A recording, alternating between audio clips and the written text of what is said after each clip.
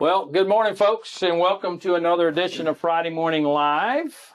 Today's date is November the 14th, 2025, and we are excited to bring you a legislative preview with B.G. Murphy and Laura Pearce, and a special guest that'll be joining us shortly, Florida's CFO. B.G., thanks. Thanks our friend Sydney, too, for setting this up. Absolutely. So with that in mind, folks, let's just move along here. Sorry about the little technical stuff, but things happen. So there's yours truly. Thanks for tuning in this morning. And just a reminder, just a couple housekeeping items, just a reminder of our web-based learning. If you need CE or you have some needs, please check out our calendar. It's updated weekly for education, and certainly would like you to take a look at our training, our professional development courses, so on and so forth. Education member benefit. We talk about it a lot. It's we're going the third year in a row that we've had this available to members. These are 4 continuing education classes, 10 hours of CE for every member of the agency. If you're an A1 member of the association, any member can take these courses. It's a member benefit, so certainly encourage you to take these. They're changed annually, except we do update the 4-hour law and update course, but the other 3 will be new courses each year. So just keep that in mind, but that's on the education page as well. Today's guests, we're honored to have Director of Government Affairs, B.G. Murphy. Good morning, sir. Good morning. And then our friend Laura Pearce, Vice President and General Counsel of FAIA. Good morning. Good morning. And so that's where we are. We're going to skip that next slide until he arrives. But BG, we're in the political season. Yes, we are. And committee weeks have already convened. And so there's a lot going on here in Tallahassee. You know, as we travel, we hear from our members saying, hey, what's going on in Tallahassee? I was in Clearwater yesterday, and that was the buzz. You know, what's going on? What's going on? So kind of give us, before we go into some of these slides, but just give us the lay of the land of what you're seeing up here the last couple of weeks with committee weeks. You know, there's times in my professional career where I found myself thinking, you know, is this really true? Are we really having this same discussion? You know, the commissioner and the governor and Florida's leadership as it relates to insurance has spent an inordinate amount of time talking about, you know, the momentum that we're seeing in the marketplace. We're hearing from agents. We're seeing about 17 new companies now at this point. I think have been authorized. We're seeing rate stabilization. We're seeing, you know, a lot of excitement and intrigue around Florida's marketplace. And I asked myself, I'm like, well, that's legitimate data. There is data to substantiate that the market's moving in the right direction. How is it that we're still talking about the need for additional insurance reforms? And it's what I was saying a few minutes ago. I shouldn't be surprised, because prior to these reforms, we had every bit of data that we needed to see that there was a legitimate lawsuit problem in the state of Florida.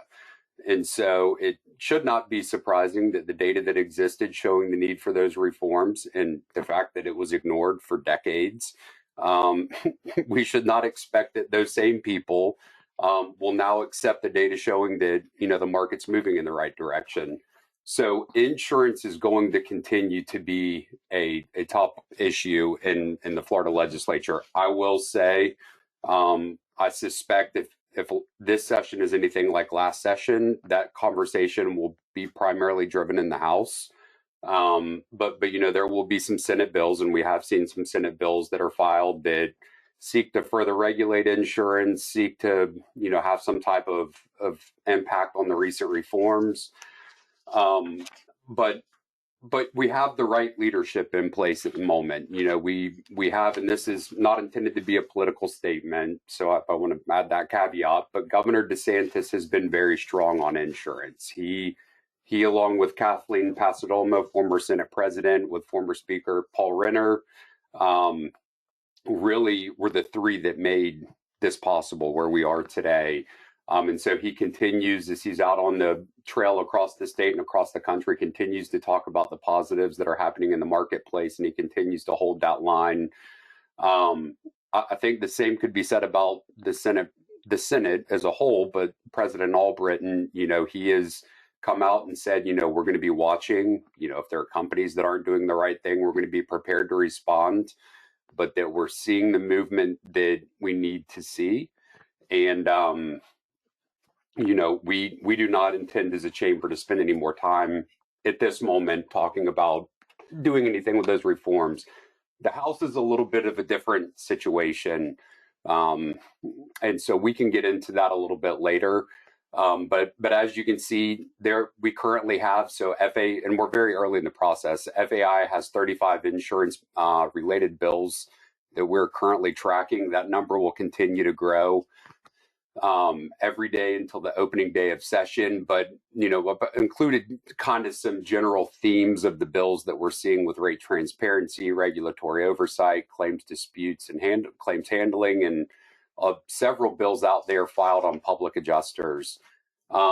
There are, and we'll get into the other kind of bullet points on this page a little bit later, as we've got some slides on that, but they're just kind of level setting where we are going into this session. Insurance, more directly tied to property insurance, but insurance as a whole will continue as we go into the 2026 legislative session, continue to be a big focus for many of Florida's legislators. So BG, as we transition, and hopefully folks, I got a note that you may not be seeing the right slide. You should just be seeing FAI 2026 legislative session update and list of items, 35 insurance related bills. So, okay, so we're good. So with that in mind, BG, let's just talk about one of the things that's been a priority of the association for the last several years. We had a strategic planning meeting a year ago, and one of the pillars that came out of that was workforce development and the encouragement of bringing new people into our industry, and how could we accomplish some of that. And so the background of this is we came out of that strategic plan. We went to summer leadership in August, and one of the things that was brought forth to the board was to develop something we already have something in the state colleges and the community colleges or the four-year universities, but how do we drill down even further? And then so high school programs were then discussed. So how can we do that? Well, one of the things we would like to do, and you see it on the bill here that's been put forward, is bringing some requirements for that program so people that complete that coursework while they're in high school would come out with a license and be able to go right into the workforce. So that's kind of the background, but where does it sit now as we look to the 2026 session? So the Dorothy B. Huckel, former state senator, Financial Literacy Act was passed a few years back, and it created two courses that all high school students had to complete as part of their graduation requirements. When they did that, it's the obvious thing to do, right? We should be teaching our youth to how to understand, basic personal finances. But it was a multiple year fight because there was a lot of considerations, and it wasn't that anybody opposed the concept. It was, we have to have the faculty who are qualified to teach these courses. We have to have the resources to be able to do it. But the real problem with when that law passed, the reason, and I say fight, but the reason that there was a lot more effort spent on it is because it was a mandate. All students had to do it.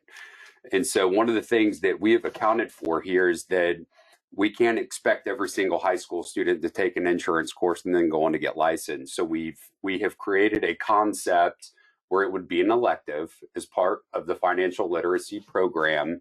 And then upon completion, upon that student turning 18, or if they're 18 when they complete that course, they would then be eligible to apply for their 440 license. We had been meeting with committee staff. We've been meeting with the CFO's office, and we've gotten really, really good feedback. And I'll tell you, as we've kind of gone through the process and talking to various stakeholders, some of the people that are most excited about it are the insurance companies. You know, they much like insurance agencies have a workforce issue with an aging population that works in the business. And so not only in Florida, but nationally, you know, there's a lot of focus on what more can be done. So this bill, we haven't decided where it's going to go yet. There's a lot of considerations that will go into this session. It could end up in the CFO's agency bill. It could end up in an education package. It could end up in a workforce development bill. And we're still kind of working through those conversations to see which will provide the best pathway forward. But we're getting a tremendous amount of feedback. And it's even if a student doesn't intend to go into insurance, they're going to buy an insurance policy at some point, whether it's for their home or their car or their business. And so that really positive feedback as we talk about it in Tallahassee. Yeah, you know, again, you bring up a great point. Even if we don't get them to go to that next step, they not only have some financial literacy background, but also insurance, be able to talk to their parents a little bit more about insurance, be able to talk to an agent a little bit more informed about insurance, because you're right.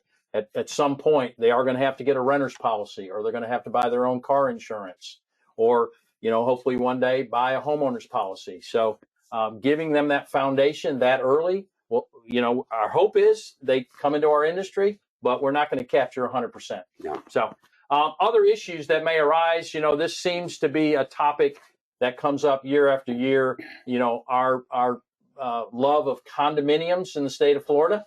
And so there are things that percolate throughout the year that you and Laura kind of get calls about and get emails about and have conversations with our folks, members of the association. But the one that is always topical is that adequate property insurance. What is that magic number? Right, Laura?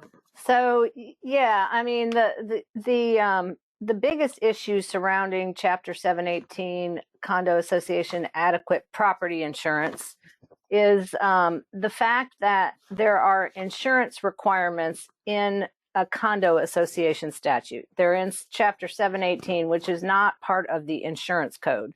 Yet that statute uses terminology that is unique to the insurance industry. And so it's difficult with that statute to get any interpretations from either the Department of Business and Professional Regulation that actually enforces Chapter 718 or the OIR, because that's not really statutes that are within their purview. So that's kind of the background as to, you know, why there's always such difficulty in interpreting the language in that statute. Last session, there was a bill on condo associations that I'm sure you all are aware of that did lots of other things, but it also attempted to clarify the adequate property insurance requirements in Chapter 718. As many of you know, lots of times when the legislature tries to clarify language, more problems are created. And there are some, we've been hearing from our members, there are some issues with the language that was just intended to be clarified in last year's bill that now some are thinking has, you know, created some additional issues. So if there's an opportunity in a condo association bill, that may be something that FAIA will be looking at to fix. And so I do want to touch on that point, because Laura, when she's talking about an opportunity to fix, it's something I neglected to mention earlier. When we sat down with our legislative council this year, you know, there were a lot of issues that we discussed. But the common theme that kept coming up was, do we want to really be proactive on a lot of insurance reforms this year, given what we saw happen in last session? And while, yes, FAIA was successful with passing the repeal of diligent effort, it was not an easy pathway.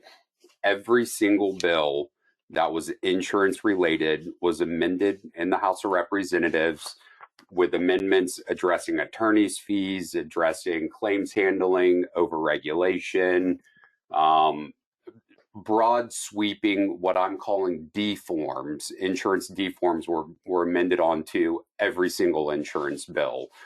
And it's largely expected that the House is going to be back this year and even more determined on that front. So when we talk about opportunities, we have a great relationship with the Speaker of the House. He has always been good to the insurance agents.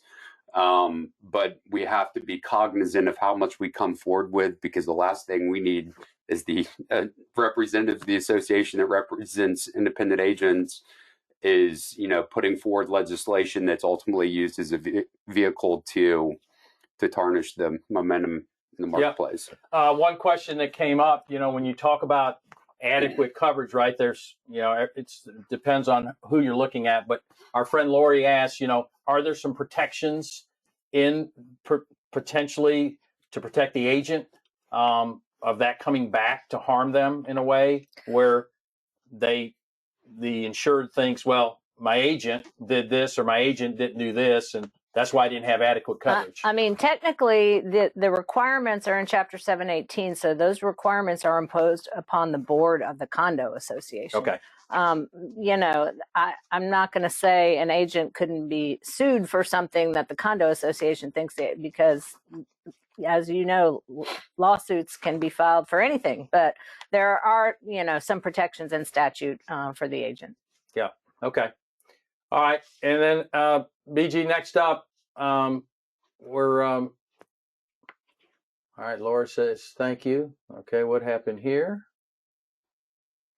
Couple other issues, Dave, before you go to that one real quick. Okay, yeah. I'll go back. Just a clarification in the subrogation statute. That's in Chapter 627 on when this is language that was put in the statute a few years ago, when there a condo association policy can subrogate against a unit owner and vice versa. There are a couple clarifications that are necessary if we can find an opportunity to do it.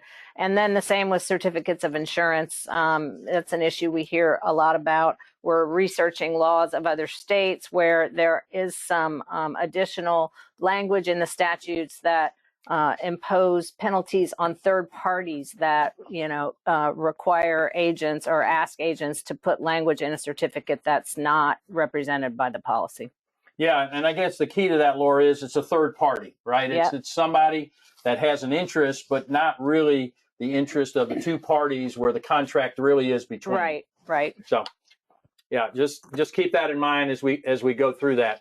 So next up, BG, 35 bills have been filed. The close is January 9th. Session begins shortly thereafter. So there could be other things that percolate between now and then. So we're not going to go through all 35 of these. Many of them don't really impact agents. But just so you know, there's a lot going on in the legislature right now about potential changes. Absolutely. So what we did here on this page, obviously, at this point in time, we do have 35 bills.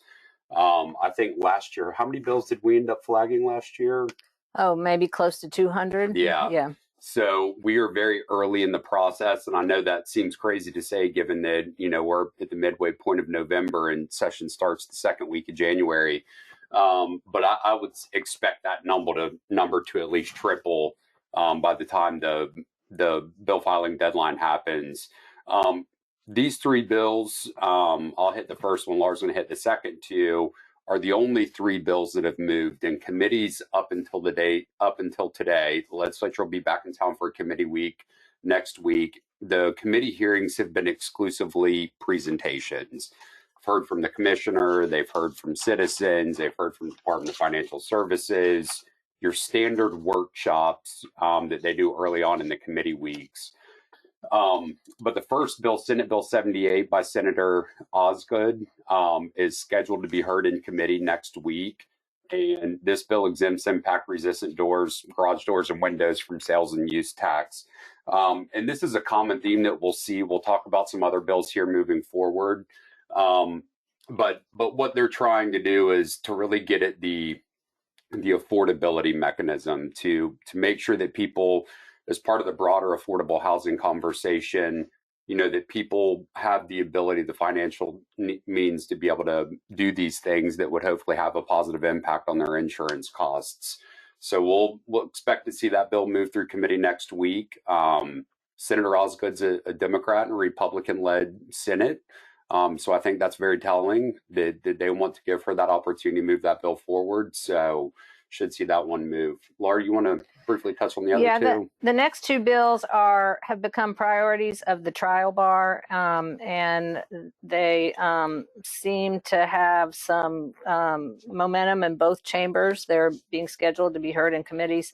And they're insurance related in that they deal with liability issues. But the first one is just deleting statutory provisions that prevent adult children from recovering damages for parents' death due to medical negligence, or also statutes that prevent parents from recovering damages for an adult child's death due to medical negligence.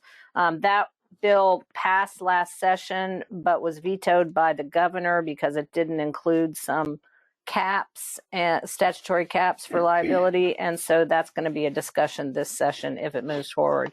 And then the last bill is also one I think that was filed last session that didn't pass, and it revises the definition of the term survivors to include parents of an unborn child. So that affects some negligence issues as well. Okay, and then our next group here. I don't know why this is not working, BG, but there we go. A lot of it, like you say, is property tax. It's really gets to the heart of some of the needs and wants of the legislature, of what they're trying to do. There's a lot of buzz in and around this that certainly impacts the state coffers, but certainly local coffers of money that comes to local municipalities and school districts. So kind of just anything jump out at you here? So, I really wanted to put this on. This is not an insurance specific issue, although there is one of the joint resolutions is an insurance related tax exemption. But I wanted to really more so level set. I mean, obviously, property taxes, can have a significant impact on the real estate market, and we'll have insurance impacts down the road. But property, the removal of property taxes in Florida has been a priority of this governor for quite some time. It was one of the issues that was discussed last year. The governor wanted to call a special session to address property taxes. And while the state has the ability to do it on a short-term basis, ultimately any permanent change to Florida's property taxes will require a constitutional amendment.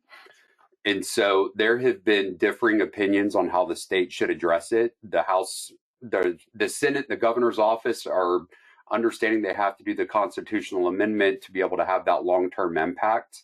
But they have, brought forward proposals that would bring relief in the short term. The House, however, doesn't believe in doing a short-term fix. They're very much open to the conversation, but they want to see it done through the constitutional amendment route, not doing a temporary fix. And so the reason I really want to talk about these today is I've read a ton of articles about the state's efforts on property taxes. And, there's been a lot of, I don't want to say misreporting, but almost a misrepresentation of what this is. You read articles saying that Florida House is filing bills that will change property taxes immediately if they pass right after session. And that's not the case. What the House has done is they have filed 7 or 8 House joint resolutions. And there's a significant difference between a House joint resolution and a House bill. A House bill just has to have a simple minority. There has to be a companion bill in both the House and the Senate, and ultimately one of them passes. A House joint resolution does not go through the normal bill process. It has to have a super majority vote, and both chambers have to pass the joint resolution, and ultimately that creates a pathway to getting something on the constitutional ballot. Keeping in mind the only other mechanism to do that is through the Constitution Revision Commission or through a citizen-led initiative, where they go out and they get the signatures, get enough signatures to be able to get something on the ballot.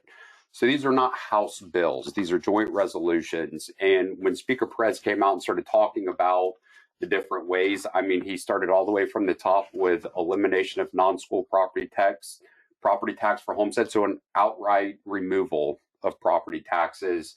doing a phased out elimination, and then different options for how Florida handles property taxes. And ultimately, what they intend to see is, which one of these, prevails? What's the best way moving forward for a constitutional amendment? And he's been very consistent, given the impacts it'll have on, local municipalities and county governments, that we're thoughtful in how we do this. So, and then moving on, BG, certainly some more tax proposals, some more joint resolutions, but just, again, all in and around residential property here in the state of Florida.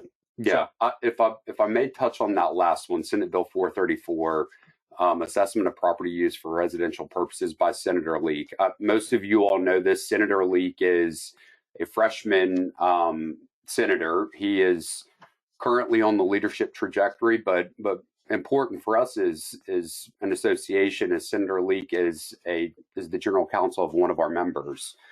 So he works in the business. So he has Senate Bill 434. And what he's really wanting to focus in on is prohibiting the local tax collector from increasing the property value or the assessable value of a home if they've done any type of changes or any improvements have been made to assist with this, with resistance to wind damage and all of that stuff. So that bill should get moving up pretty quickly. As you'll remember, we talked about Senator Osgood's bill earlier, which has a similar impact. So yeah, it looks like our special guest is here, but BG, just keep talking while we bring him in. Brian or Shaka, I'm going to need you guys in here. So, because for some reason my cursor is not where it needs to be, but go ahead and BG, just kind of talk through this, and then we just need to finish up this session. We'll bring our special guest in. Okay, so very, very briefly, because I do want to get the CFO as quickly as possible. So as we talked about earlier, kind of the themes for this session is we are not going to be proactively pursuing a lot of legislation. This was ultimately the council decided that, we needed to make sure that we were using the political capital of the association to defend. Be here because I can't. Hey, Dave. Yeah. I can hear you. Okay, sorry. We didn't want to subject ourselves to having bills out there that would be used to weaponize against the industry. And so, but we do know that there are reforms that are coming along. And so, we good? Yeah. Got a lot going on in front of me. Yeah, sorry, just keep talking.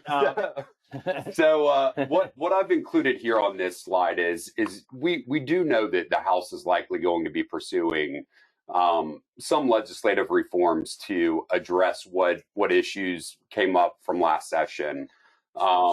And so what we've included here is just a list of the bills that we talked about last year, the bills that moved in some of the provisions. The PIP discussion is alive and well. I think it's going to be a very similar narrative. But the big thing that with it's going to be discussed, there will be reports put out showing that this could potentially lead to rate increases. And but we do expect there to be some type of conversation on PIP. The big thing that we'll be looking for, though, is some of the provisions as it relates to attorneys' fees and bad faith standards. And a lot of these issues popped up in multiple bills last year. As I mentioned, even Laura, you'll remember, they amended the Rural Communities Bill with the substance of some of these bills, the Senate President's agriculture bill with the substance of lawsuit reforms. So can you maybe briefly touch on some of those?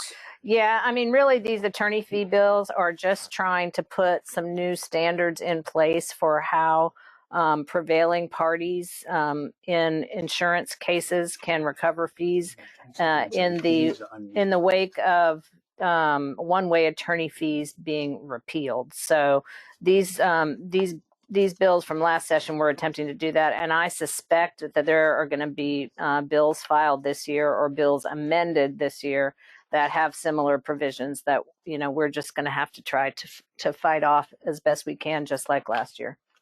Okay.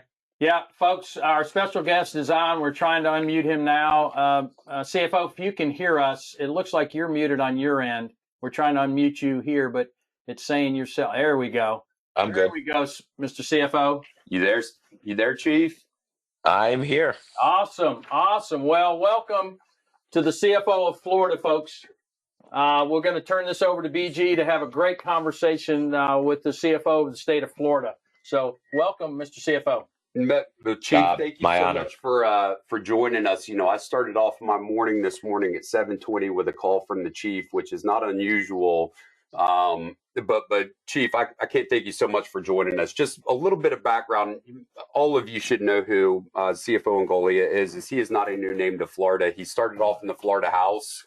I had the first opportunity to get to know the CFO when I was working at Department of Financial Services, and he was the chair of our appropriations subcommittee in the House, and was incredibly helpful to us at that moment in time in helping the department with some of the budgetary items that we were dealing with. And then obviously later on in leadership roles in the House, and most recently being chairman of the Senate Banking and Insurance Committee, the CFO has been, as much as anybody, has been involved in a lot of where we are today in the insurance marketplace. Has been just a tremendous advocate for insurance reforms. If you've had an opportunity to hear him speak, he doesn't hold back, which one of the many things I love about him. But he speaks the truth on, you know, what the problems were in this marketplace, and so we were incredibly excited to see when he was appointed to replace CFO Petronas. So that is the insurance CFO. Thank you for joining us. Yes, sir. Happy to be here. All right. Yeah, we're still getting your sound, Chief. So again, as you entered into this new role and you're out meeting with constituents, you're certainly meeting with some of our members, agents, independent agents for sure. I mean, what has been some of the buzz that you've been hearing now that you're in this role and looking to lead the state of the Florida from a financial perspective? Are you talking about just overall or specifically related to insurance? Overall, you give everybody just a sense of what you're hearing and seeing out there. Yeah, housing affordability is a big issue for the people in the state of Florida. You know, affordability in general, and those are the things that we're sort of like honing in. I'm honing in. It's like my top three priorities that I'm planning on doing as CFO, and I hope everyone who's been paying attention is sort of realizing that I'm trying to redefine the role of the CFO here in the state of Florida, be a lot more aggressive, a lot more opinionated, a lot more out front, a lot more policyholder friendly, and a lot more taxpayer friendly. So I'm working on are the things that I'm hearing. So number one is that local governments have gone out of control again with their spending, similar to what we've seen in the year in the mid 2000s, where government took all this extra tax revenue and expanded government and made it more onerous and limiting. My office has done 10 audits of local governments, and we have found just in those 10 governments $1.5 billion worth of excessive and wasteful spending just this year. And that number is going to continue to grow. Will probably be north of $2 billion by the time the end of the year rolls around. It's an obnoxious number. And how that translates into housing affordability is property taxes. Local government is being funded by property taxes, and property taxes have just absolutely run amok over the last 5 years. Most local governments' general fund budgets have increased in between 60 to 120%, which is putting a strain on new home buyers coming into the marketplace because they do not, unless they have some portability, they're getting hit with the full freight of increased housing costs, increased replacement costs, construction costs, and high millage rates. So that is why you're seeing such a big emphasis out of my office, the governor's office, on property tax reform. Fix it once and for all. We should have fixed it in the mid 2000s. We haven't fixed it. I predicted that we were going to have the same issue as we did back then. We're having it now. If we don't get it right now, we'll have the same issue 20 years from now. So property tax reform is a big issue for people here in the state of Florida. And the last part of that is holding to the insurance reforms, which also dovetails into housing affordability. You know the numbers. We were a litigious, we had a litigious environment here in the state of Florida. Um, and people are very frustrated with rising insurance costs. But as everyone on this call knows, there's a disconnect from policy premiums and rates. People just don't understand the difference between the two. They're connected, but they're distinct. I mean, when you get in a room and I tell people, hey, the reason why your properties have shot up over the last 5 years is because the replacement costs shot up, then people start to get it. But they do understand that the multiplier, the grades, is something that we in the legislature had an ability to change, and you saw that with major tort reform. And we're seeing it now, especially in auto insurance rates. There's a law in the books. It's an excessive profits statute for auto insurance that if they have excessive profits over a 3-year period, then they're going to have to give rebates back to the policyholders. We're seeing that now, where Progressive announced that they are giving in total almost $1 billion worth of policy rebates or credits on their policies.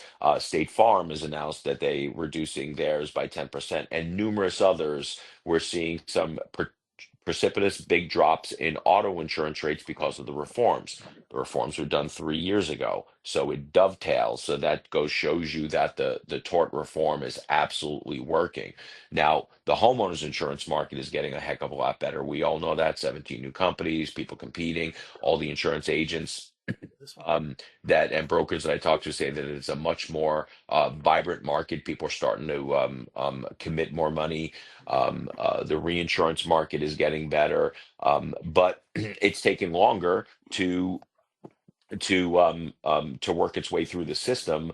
We all know that we are seeing stability in the market. We are seeing reduction in rates, but the frustration on the consumers' ends and the policyholders' ends is they want to start seeing wins, and I think we're starting to see that. And it's good timing just ahead of an election to show that it's working. But the big thing is keeping the reforms in place. There are forces out there, and I joined the call and I heard you talking briefly about some of them that are trying to undo or at least change some of the reforms that we've had in the past, and we just can't do that.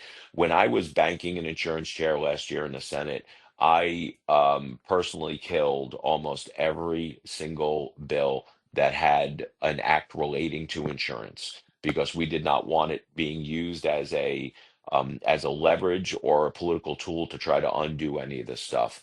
I think we've proven that the state of Florida, and especially the governor, me, and the Senate, will not allow the undoing of tort reform. So, keeping those reforms in place is going to be paramount to the seminal issue and the most important issue of this next election in housing affordability. Absolutely, and thank you for that. And you hit a couple of points that I did want to follow up on and see if you might be able to give us a little bit of a perspective. And I'd like to start with the property tax discussion. A lot of our members follow along in what's going on in Tallahassee. There was obviously the big debate leading into last session on how the state should handle, both the short term and the long term changes to property taxes. And obviously we all have seen, moving into this session, the approach the House is taking with the filing of the House Joint Resolutions. Ultimately, and we all know this, that there will have to be a constitutional change. But, as we look into this session, where do you believe, as you're talking to legislators and different people, do you have any thoughts on what the legislature may ultimately move out of this chamber, whether it's a resolution, whether it's a short-term fix for bills? Have you heard much from your colleagues there in the House and Senate? So politically, I don't think that we can do anything short term at this point because people and families are hurting right now. They need relief. They're getting squeezed for increased costs of everything, and housing is paramount. So I think there is going to be a constitutional amendment. Your members may not be aware, but the governor has no right to veto, has no veto power over resolution. So it's really up to the House and the Senate to offer something and put something on the ballot. Now, I think the what's happening in the House is a non-starter. I don't think the Senate's going to go along with it. The governor's already come out against it. I personally don't think that that's the solution. What I think we are going to wind up getting to is, and I know the governor and I want to get to the aspirational goal of getting rid of property taxes on homesteaded properties altogether, because we think that there is enough waste, fraud, and abuse in the system where you can come relatively close to that number, and then it's just a question of how you get there. Is it today? Is it over a glide path of 3 years, 5 years, 7 years, 10 years? We don't know, but we think that there is a path there.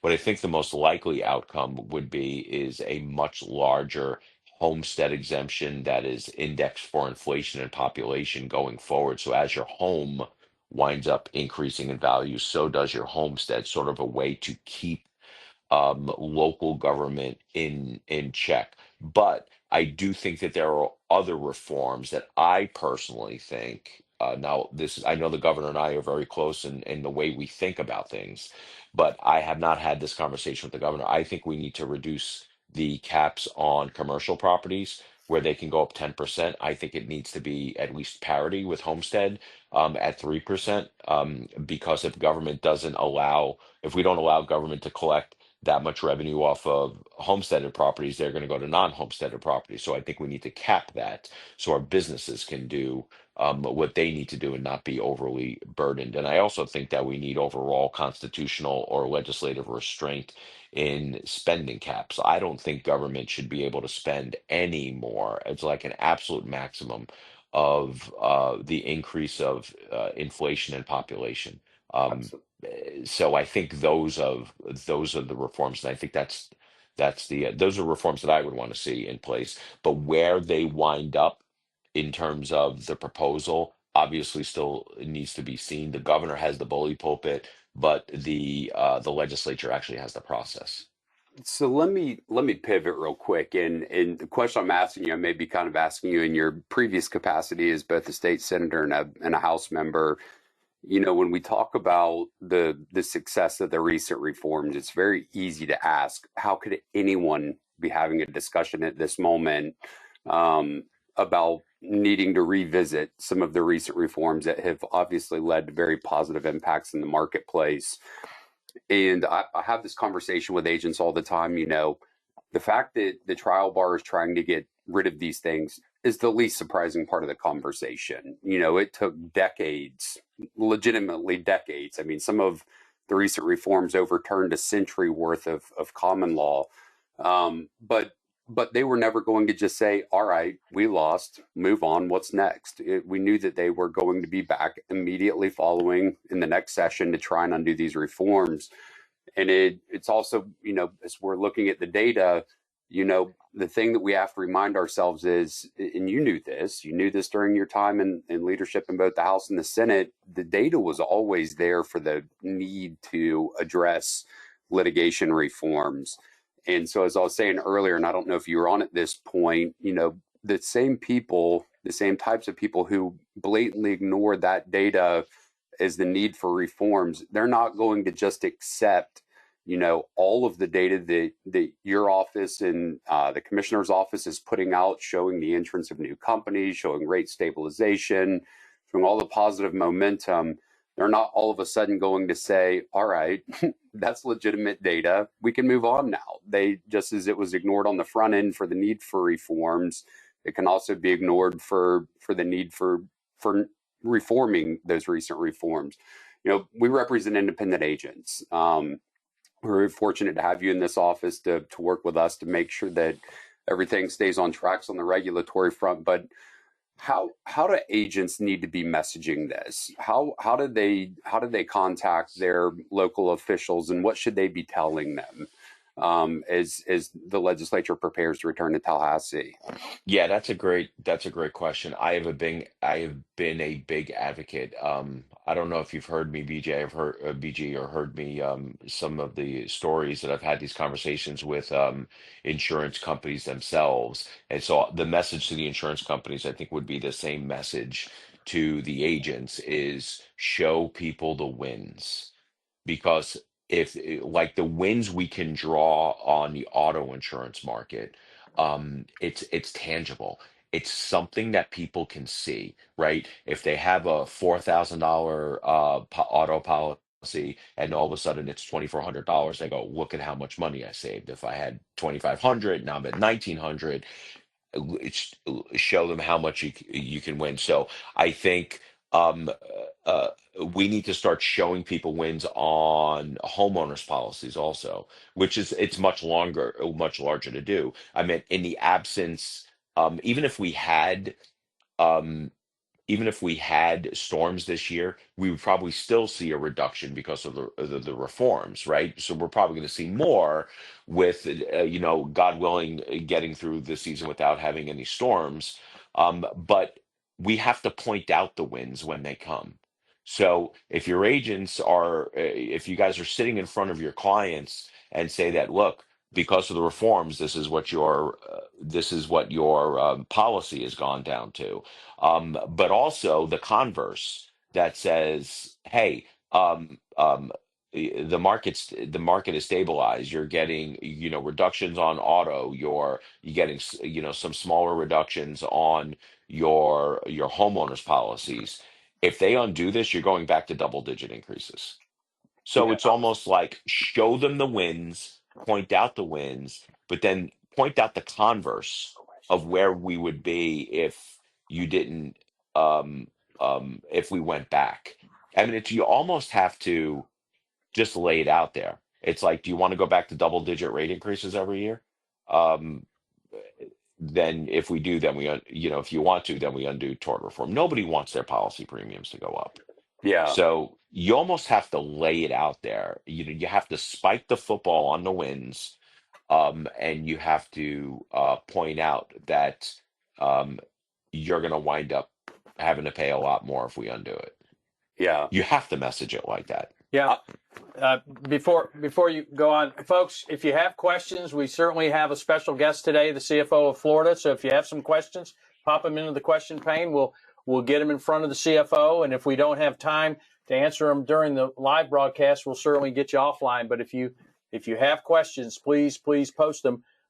We don't get special guests like this too often, so we're very happy to have the CFO of Florida on Friday Morning Live. Chief, it's I appreciate you saying that. I had an agent call me a couple weeks back, and he's like, "Buddy, you wouldn't believe what happened." And I was like, "What?" And he said, "I've got a sheriff's deputy who lives in Chairman Yeager's district, whose premium from last year to this year went down 41% with virtually no Yeah. changes to the policy." And I said, "Buddy." And I knew he had a relationship with the chairman. I said, "I appreciate the call, but I need you to hang up with me, and I need you to call the chairman to tell him that those Mhm. are the real world examples."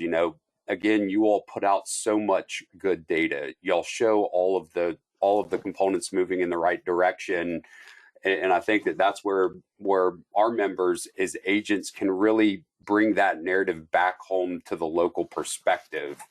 This business has, they didn't have to question whether or not they were going to lay off a driver this year because they saw rate relief, or the homeowner, they're not having the same discussions as they were a year ago where they were contemplating if they'd be able to afford it, and giving those real world testimonies to the local officials. There's commonality there. They may know the person that you're talking about, and to be able to tell them about those experiences and how those things ultimately are able to happen today because of the work that you and others have done the past few years. There's nothing more telling than that. But don't discount the utilization and the importance of social media. Like if I was an agent, what I would be doing is I would be putting sort of like testimonials online. I would be like, hey, just want to let you guys know if you're up for renewal, or if you are you just moving to the state of Florida, the auto insurance market is getting much better. And you can just put like, just over the past week, I had client A came in, was paying this much, now they're paying this much. Client B come in, and so people can actually sit there and read and go, "Oh wow, look, the insurance market is actually getting a lot better." I mean, if you go onto your insights on Facebook, you can see how many people are actually reading your message, how many people have seen that message, and you'd be surprised If you put some data out there and show people how much you're saving on these renewals, you'd be surprised at how much that information gets out there. I think we might need to create a Blaise boot camp on proper socials. Need you to I come mean, here and show so us the how to other do it. day, a couple of weeks ago, I put a graphic out on Instagram, Facebook, and Twitter that, because of the historic reforms, that Progressive was giving $1 billion back in refunds. And the amount of comments underneath were just, it was astounding. They're like, yeah, my insurance went down X, and then mine went up. And then somebody would do that and they'll say, who does your insurance through? It's almost like, how is yours going up? Everyone else is going down. And then somebody would say, yeah, stop drinking and driving. That'll make your rates go down, stuff like that. But it's that sort of interaction that people start reading, because I don't think like normal, we see it as elected officials, we read all the comments because we want to see what public sentiment is and how people are reacting to messages. This is as much a policy message as it is a political message, because politically you don't want the reforms to go away. So if you start putting that stuff out on Facebook, you'll be amazed at the interaction that you wind up getting. And then the testimonials, and then the testimonials in your posts wind up being a good gateway for your business to gain new policies and new business. And maybe they go ahead and tag their local elected officials in the post when they put them out there. That's a good one too. Yep, 100%. Absolutely, you can't ignore that. Well, we don't have a whole lot of time left. I don't know if Actually, just real quick, I just want to bring up this point also. I don't know if you've noticed it, but I noticed it. But before last session, the trial bar and the attorneys, as part of the trial bar, were messaging the exact opposite thing. That as we were going into session, they were saying things like, "Hey, remember, quote unquote, these historic reforms that were put in place? How much has your policy gone down? How much your rates have gone down?" And they were trying to do that as a preemptive strike in session, to try to get people to try to gin up a way to undo tort reform. What the industry should be doing, you guys should be doing the exact opposite, especially ahead of a session. Said, look at how much we saved. So this way, wait, you want to undo it and we saved all this money? So then it becomes almost like, what are you doing? Why do you want to undo this? And that's you hit the nail on the head with that one. And that's what's so compelling about the agent's perspective in Tallahassee, is that while obviously we value the business partnerships that we have, at the end of the day, we just have that unique perspective where we're really focused in on our agents are on the consumer experience, on getting them the best price, on having the ability to shop a policy. I mean, it for years, 30-40%, you're lucky your policy didn't get non-renewed. I mean, Yeah. count your blessings here, but the ability on the lowest level for an agent to be able to go out and say, all right, we've got this renewal coming in, let's see if we can take a look and find them a better option. Yeah. And that's 110% possible today, where it wasn't 1, 2, 3 years ago. And that's because the reforms that y'all did, and we should be talking about that experience and letting them know, because it's very easy for them to ignore, the factual data that's coming out of state government. Companies are coming in, rates are going down. The percentage of filings where there's either net neutrality on the rate filings or there's rate decreases, you can ignore that stuff. You can't ignore, a local business or a constituent of theirs who has a real world testimony about what's happening for them today that wasn't happening 2 years ago. And we're going to be we've been working with our comms team on how we can capture some of that information, because we'll have, in the third week of January 24th through 26th, we'll have our Capitol Days, and look forward to getting you in front of the group at that point. but we're working on different ways that we can kind of capture, those testimonials about the local agencies and what they're able to do, what their constituents are seeing or their consumers are seeing today that they weren't seeing. So it's a really great perspective. And I may be calling you up soon to talk about Blaise's boot camp on social media and how to use it and leverage it. But thank you so much, Chief, for everything you do for independent agents. You do so much for us over the years. You have been a very steadfast advocate for common sense reforms. What we'll tell everybody listening on is the CFO is not always going to agree with us. He at the end of the day has principled perspectives, and he will hear both sides of every conversation. Fortunately, the data is on our side on the need to continue moving forward with the momentum. But Chief, do you have any final words here before we part ways? No, just appreciate you guys doing what you're doing. You guys are literally the tip of the spear because you are the interface between the industry and the consumer. You are the interface between the market and the policyholders. So it is important that you guys just continue getting that message out, and not only getting the message out about keeping the reforms in place, but also getting the messages to us when you're seeing bad actions in the marketplace, whether it's done by unscrupulous trial attorneys or unscrupulous insurance companies.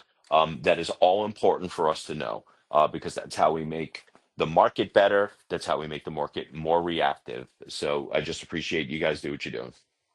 Absolutely. Well, thank you again for joining us today. Looking forward to working with you in your capacity as CFO and obviously in working with you as we try and fight back against some of these reforms this session. But thank you so much for joining us this morning. All right. Take care, everyone. Thanks, Chief. So before we finalize Friday Morning Live, BG mentioned it, Capitol Days. We confirmed there are still rooms at the hotel. Go ahead, BG, while I'm trying to. So Capitol Days will be January 24th through 26th. There are still rooms available. I'll tell you all, and I get asked this question, if we're not going to be proactively pursuing a lot of legislation this year, then why do I need to come? And y'all heard the CFO talk about this. It is more important, in my humble opinion, in a year like this. I think it's more meaningful when you all have the opportunity to go in and just say thank you, to go in and explain to them, this is why you can't unwind these reforms. If you do this, then I can show you exactly what will happen. And I've got years worth of evidence to show you what will happen. And so coming in town for Capitol Days is more important than ever. This will be a yearly fight every year. That we do, fortunately, we have the backstop of the governor and the Senate president. But I will also tell you is that, the House can find ways to hold up other things to try and force the conversation. I can't express how important it is now more than ever that legislators are hearing from you all firsthand about what your consumers, their constituents are experiencing. And if you wouldn't mind going back just one slide real quick, Dave. Okay. So we didn't get into the 35 bills that have been filed. We hit the 3 that have either been scheduled to be heard or have been heard. But every year, and if you're a member of the Legislative Regulatory Advocacy Council, or you see my weekly session update emails that go out, a couple of years ago, we kind of reinvigorated this project of putting together a tracking sheet of all bills that are filed that we're currently tracking. So it's an opportunity for you all to follow along. So I didn't want any of you to feel like that we didn't get a chance to talk through more of the bills. I'll tell you, of the 35 bills that are moving or currently filed, I should say, probably 95%, if not more, will not move. But if you'd like to get more information, you can go to the Legislative Regulatory Advocacy Council community page. We update this document weekly. I won't do it daily because it changes multiple times in a day. But you can check at the end of each week, and you can kind of see what new bills have been moved or filed. You can see what bills have been scheduled to be heard in committee in the following week, and get all the information on the issues that are out there that are insurance related this session.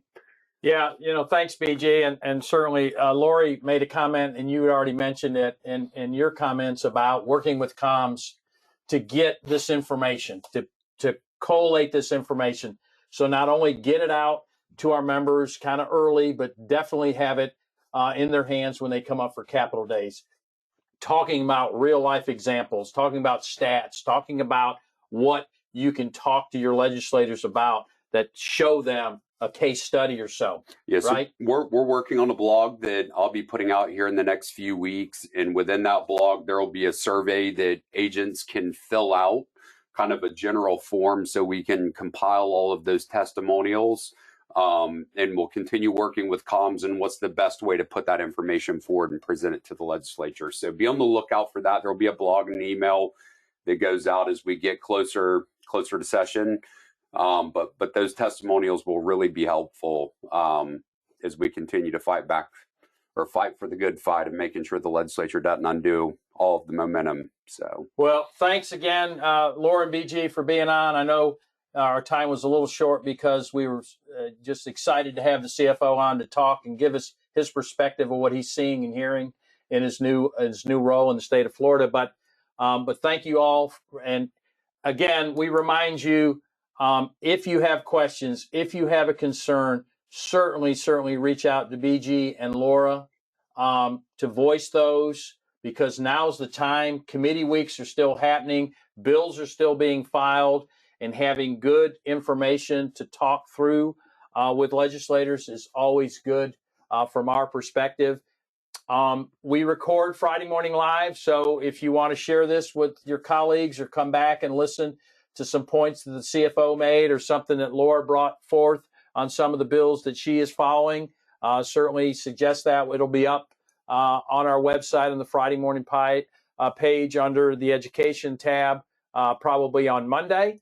So thanks for everybody. Thanks, Sydney, for setting this up with the CFO's office. We appreciate that. Folks, have a great weekend. Enjoy college football. We certainly are going to enjoy it here in Tallahassee this weekend. Oh. We have a home game. But certainly enjoy your weekend, and we'll see you next time on Friday Morning Live.